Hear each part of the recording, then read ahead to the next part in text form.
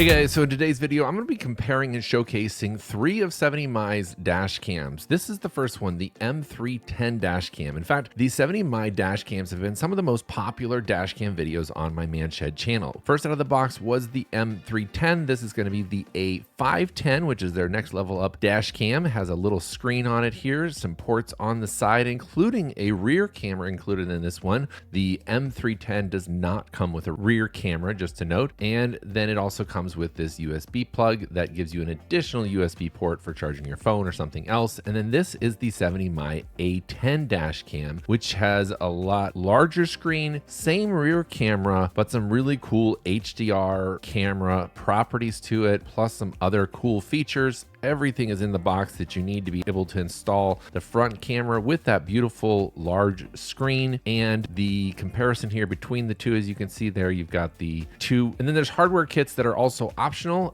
but you can do a hardware kit. And this enables the parking features, both for the A510 and the A810. And this one actually includes a 4G connection, so you can have a cellular connection with the hardware kit, which means you can actually access the camera remotely. So that's something I highly recommend getting, is the 4G hardware kit from 70mi, because you're going to be able to get not only that parking mode feature, but also the remote access via cellular. And here I am installing the A10 first. It comes with this little mounting plate and the clear plastic piece, which just makes it easy to remove later down the road, but it slides right on there very easily, and this allows you to take it off later. Same thing with the A510, pretty much identical installation here between the base plate there and then slapping on the main camera unit itself. And then finally, we're going to install the M310, which just gets it here directly on there. It does have a little screw thing there to be able to adjust it to the proper angle, but it's pretty straightforward. And then they all have app connectivities and record to micro SD card. You have a lot of features inside the dash cam itself and more features that you can access via the mobile app, which is connected via Wi-Fi. So once you get it connected via a Wi-Fi connection, all 3 cameras are accessible via the mobile app, where you can not only change settings, turn on and off audio recording, but also adjust and calibrate the picture view there, and so much more. So I've got all these now connected up to the mobile app. I can access the footage directly from the mobile app. I can change the resolution, the compression rate, HDR on or off, parking mode on or off. Very straightforward, super intuitive to use. The one glitch I see is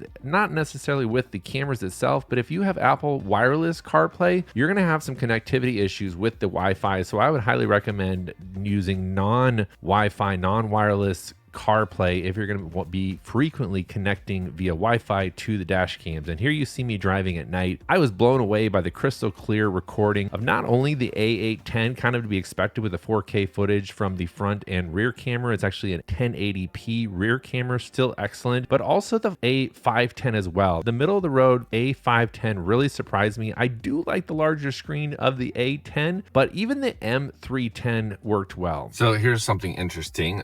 The difference between these 3 here, of course, the M310 has no screen. The A510 has a smaller screen, and then the A810, of course, has the largest screen. But something to note is that if you're wearing polarized sunglasses, guess what? You can't see the A510. The M310 doesn't matter because there's no screen. But look at this. Just something to note. Not saying it's really bad, but yeah, if you're wearing polarized sunglasses like these Oakleys, A810 see just fine. A510 can't see. 70mi dash cam audio recording. This is just normal talking volume internally inside the cabin of the Audi e-tron, and regular road noise while driving.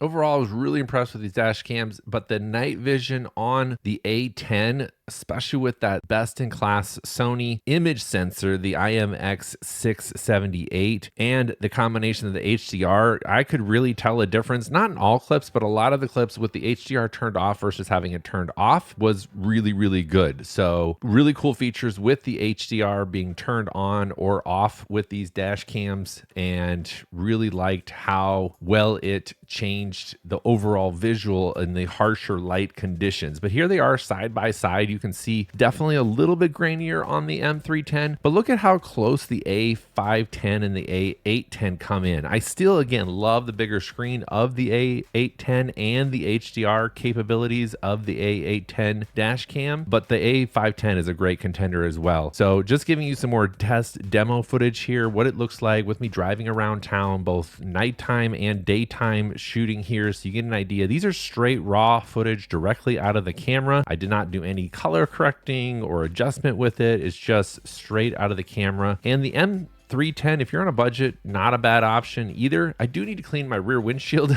I noticed here in some of these clips, because the footage itself was super crystal clear, very easy to see license plates, and you can get 60 frames per second recording on the front dash cam of the A810 flagship camera there with an f1.8 aperture and that 70 night owl vision for nighttime recording on the A810. Totally worth the price of admission for that camera. Just really stellar image quality, true 4K on the A810. So check the links in the description of this video for the best possible price. Great Black Friday sales going on right now. I have those links in the description of my video. Appreciate a like and a comment down below. What dash cam do you have in your car?